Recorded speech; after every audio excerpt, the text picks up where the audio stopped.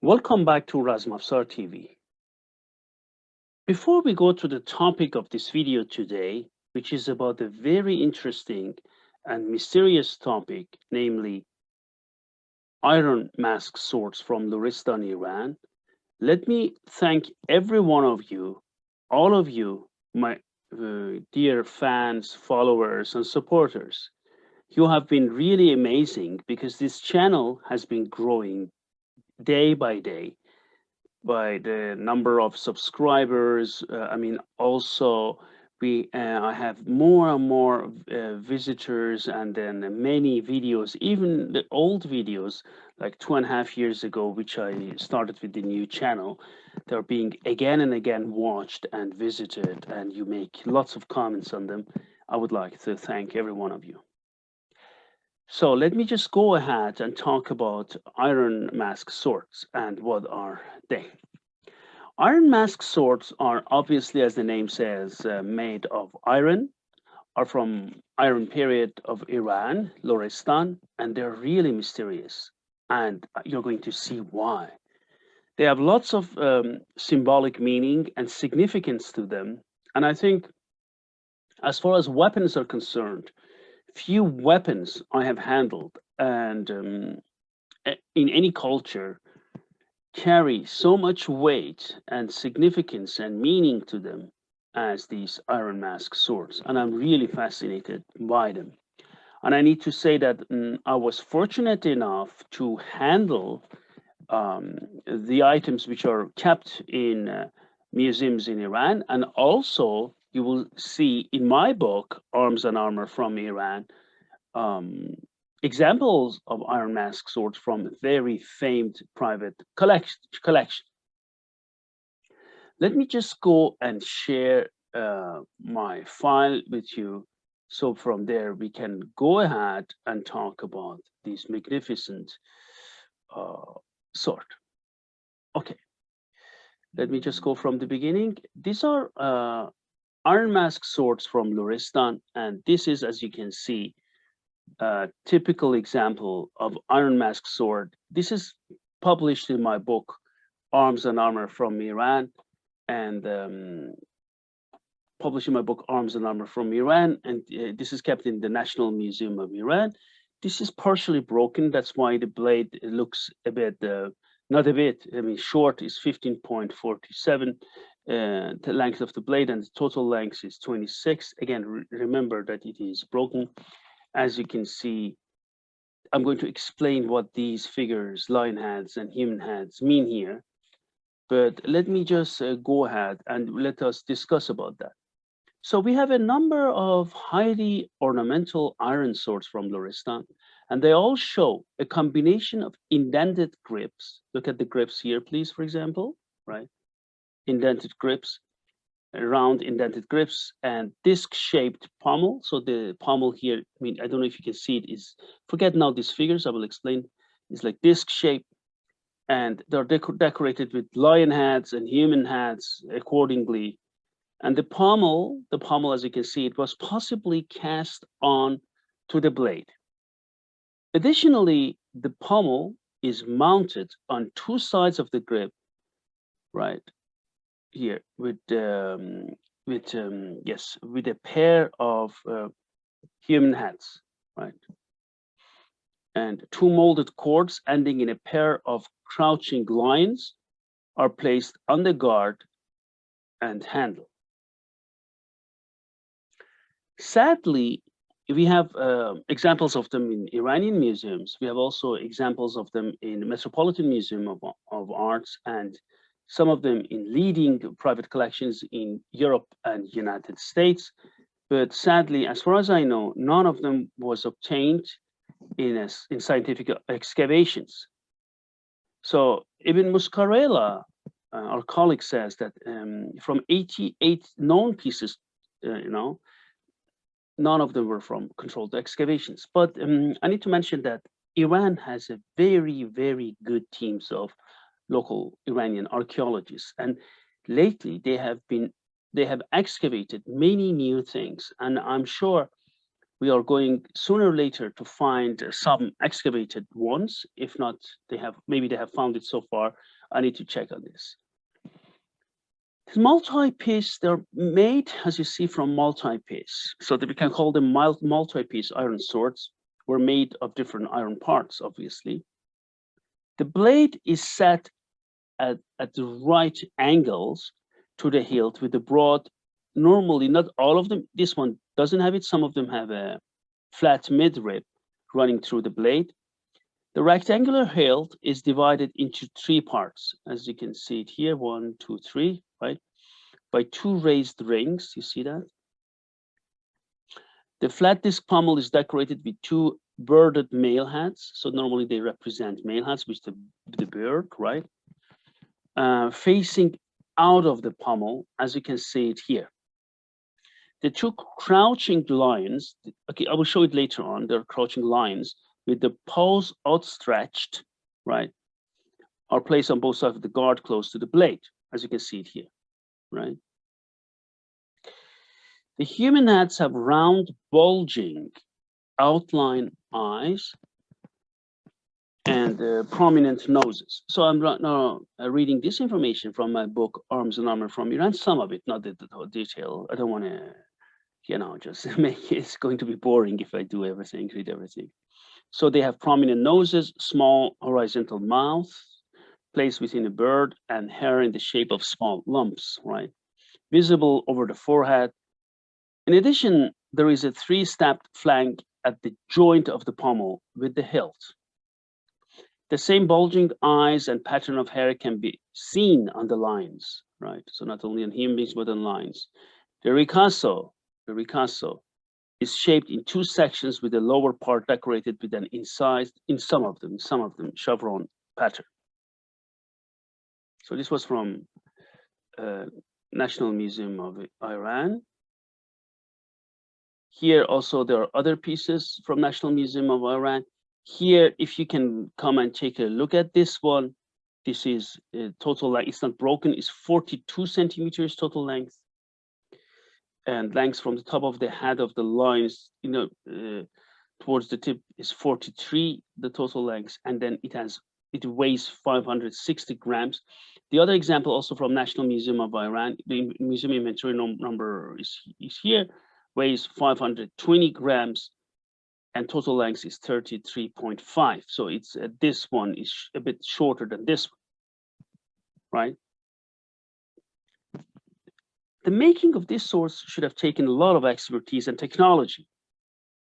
And this is I can say, not only I say it, many colleagues say it, the most complex weapon type known from antiquity. The swords were painstakingly made of different parts, and the number of pieces varies from one sword to the next. Some swords are made of more pieces, some swords of less.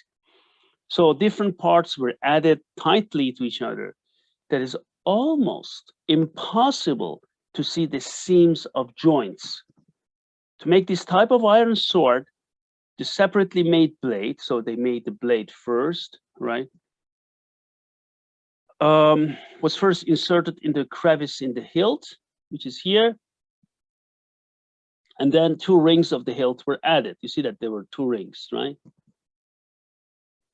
The next step involved attaching the disc pommel to the tang, disc pommel, and then adding a flank to mask the joint. In the final stage of the assembly process, 2 human heads were added, and also the crouching lines were added to the pommel and guard, right?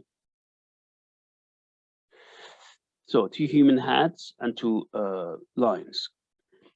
Muscarella mentions that all these parts were tightly fitted to the prepared grooves and probably heated, sweated into place. Some examples have rivets to make sure that they're secure, so they're secure in different component parts of the hilt, but they're not present on all specimens. The blade and the hilt of some of these objects are made in one piece. There are also reports of weapons made of 8, now watch please, made of 9, some of them 11, some of them even 15 pieces. Based on an analysis of one specimen of this sword type, of a broken handle, Uleman states that a sword of this kind is composed of 10 different parts. But I just mentioned to you, we have also pieces which were made of 15 and parts. And Uleman, what he did, he in the specimen he analyzed, he made sure that there was a separate handle. They will put all the later together. A pommel disc separate, 2 handle cords, another handle cord placed directly below the pommel disc, 2 human heads on the pommel disc, 2 crouching predators or lions on the grip close to the blade, and the blade itself. The tang of these swords does not normally extend throughout the entire handle and is not riveted to the top disc pommel. As, for example, we have in some later swords in China, for example. The tang is tongue-shaped, right? And clamped into a crevice that goes deep into 1/4 of the handle. Not very unusual. We see that also, for example, I don't want to make these comparisons, but look, Qajar is also, later Qajar use the same thing, same structure. In some specimens, the tang tapers towards the end, up to 5 millimeters in one example, and the tang becomes thicker, up to 14 millimeters in another example. But then here, now, I said it's not riveted to the pommel, but the rivet attaches the crouching animals and the handle to the blade. So the crouching animals, a rivet goes through them, of course, to the blade as well.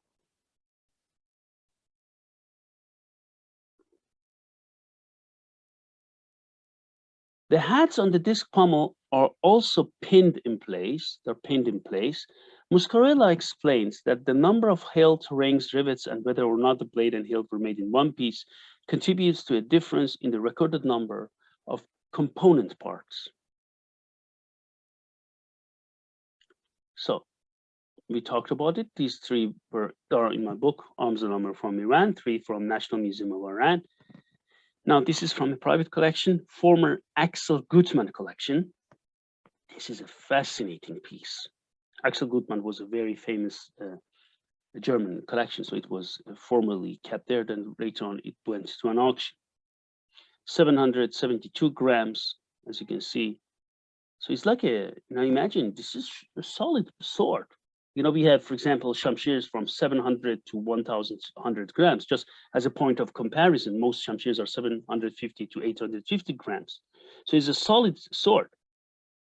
And total length is 52.5 centimeters, just to have it in the back of your mind. And this is this human bird head, and then lines, and so.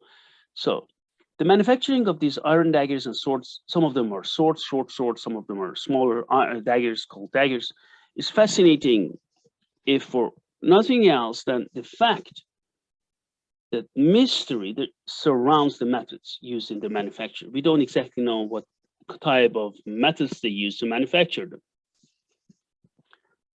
Possibly the iron was melted down by iron workers who had expertise and who were knowledgeable of forge welding. However, the daggers themselves or swords were made later by smiths who were not aware of such method. In case the furnace delivered a single large piece of bloomery iron to forge this piece of iron and get out the slag, the iron workers did not necessarily need to know the advantages and techniques of forge welding, according to Reder. Reder suggested that the iron workers initially used smaller pieces of bloomery iron and then welded them to each other to make these swords or daggers. But we should take into consideration that these daggers, these swords, were not made by welding different pieces to each other. Instead, they were folded and hammered into each other from 8 to 15 different parts. So they were forged and hammered into each other. It is possible that these pieces of bloomery iron were made at a different location and then traded and brought to Luristan through trade so that the local smiths could make these daggers and swords. But this is a hypothesis, right? Pigot says that if one accepts the suggestion of Heder that these pieces of blue iron were first made in distant locations and then transported to Luristan, for example, let's say from Assyria to Luristan, for the purpose of forging daggers and dirks, this is a model of iron production that spread in the whole area of Western Iran. But again, they're all hypotheses. The most puzzling feature of these swords is that the blade is set at a right angle to the handle. And many researchers say that. Muscarella says that, and many others. And some doubted the functionality of such a construction in combat and thought that these weapons were purely symbolic. Again, I repeat, many people who, especially antique weapons, who are in antique weapons, unfortunately, are not into martial arts or doing cutting tests or doing different types of things.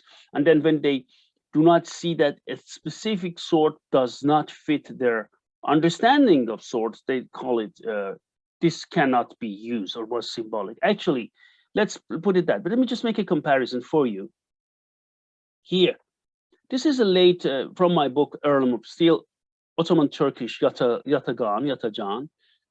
Let's look at the blade, the cutting edge. Okay, is one, this is double-edged straight. We have also Yatagans which are straight, but Yatagans are single-edged, but let's forget about that. The edge runs between two bulging grips, right? So this goes in. Now, please take a look at that. Here, if we take the bulging human heads, right? And we take this one, look at the blade here. Blade is set here. The blade comes here.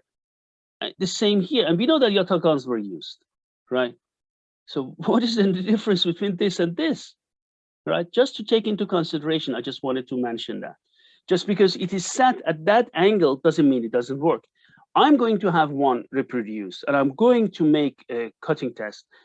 Of course, I'm not saying we make from ancient methods of hammer forging it and so, but I just want to show, even if you make with modern materials that's made of steel or even iron, whatever, that you can perfectly cut with it. I haven't tested it yet, but I'm sure with such a structure, I handled all these in my hands, many of these in my hands, and I can tell you as an experienced martial artist and someone who does tameshigiri cutting tests, that these things can cut. Others, researchers assumed that these weapons presumably functioned both as a tool and a weapon. So others admitted it, they were used as a weapon. While a different faction believed that an extra inlaid section should have been on the hilt to facilitate the conventional grip. Again, we make always comparisons. Did we have it in Europe or not? And then we should not be misled by this. So this was something which I wanted to mention that. There are also embellishments on them, and Muscarella thinks that the embellishments and decorations indicate that the swords carried a certain message, conveying a military or religious rank, ethnic identity, or a combination of this. Muscarella adds that laboratory tests reveal that each sword and its added components were hand-forged and not cast. Right? Casting in molds was probably used for detailed work. This is another one, which we can find in my book, Arms and Armor from Iran. This is also used to be in the private collection of Axel Gutmann, right? And then it went to an auction. This is 673 grams and 48.3. 48.3 centimeter long.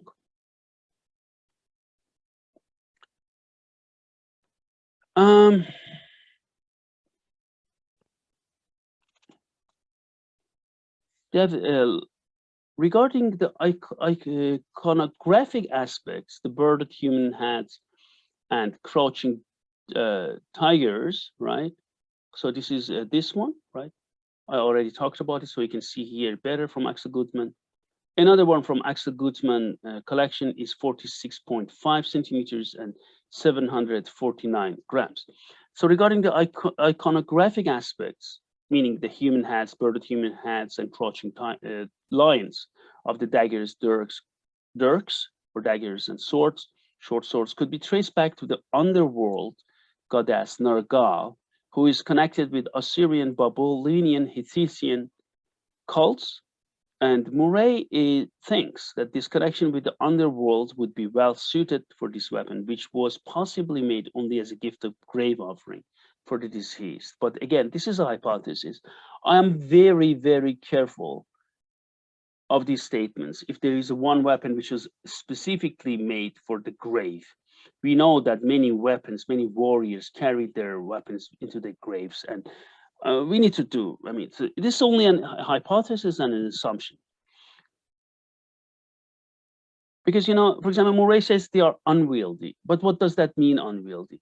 You can judge if a weapon is unwieldy if you have handled different blades and did cutting tests or did combinations, or even with an unsharpened version, you made some sparring tests. So we need to test these weapons.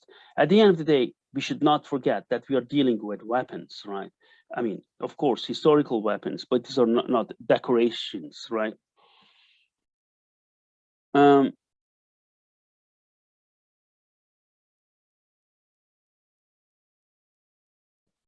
So the wrought iron used for these blades and these swords and daggers does not have enough carbon content. It is carbonized heterogeneously. But then again, in the Iron Period, this was mostly the case, right? Uleman also thinks it's Assyrian influence. So we need, again, to think about it. Is it Assyrian influence? It's interesting whenever we, at least in Western publications, we come to, as I mentioned, I completely admit all cultures influence each other. And Persian culture is no exception. It was influenced by many cultures. But Persian culture also influenced, Iranian culture also influenced other cultures. Then you can come and say, okay, Luristan people, who were there who were making this? Were they before the migration to this area? I mean, when I say this, Iranians living there, right? I mean, let's say indigenous people living there. We cannot always assume that, okay, they were all influenced by different, but what about the contributions of them and the local culture of them? So we need to do research on that. And as I've shown that to you, there were also examples of them. This one is from National Museum of Iran again. Another one, 29.27, right? So you can find it also in my book, right? So these are, you can find it in my book, Arms and Armor from Iran. If you wish to buy my book, you can again go to the web shop of mine. I'm going to put the link here so you can buy it. So this is a Iron Mask sword from Luristan. I just wanted you to see how beautiful these items are. It is really a fascinating subject. And what we need, look at this, unbelievable, where we need to do more research on. And I would really love to see a reproduction. Look at the midrib here, right? This is the beautiful one. We need, and look at the bulging eyes. It's unbelievable. I would really like to see one of them being reproduced. So if any one of you wants to reproduce them and needs help and suggestions, I have handled most of them in my hands. Contact me. I would really love to see one of them being reproduced. Thank you very much. Let me just get out of here. So this was about Iron Mask swords from Luristan. And I wish you a nice day. And please like, subscribe, make comments. And thank you very much. And see you soon. Have a nice day.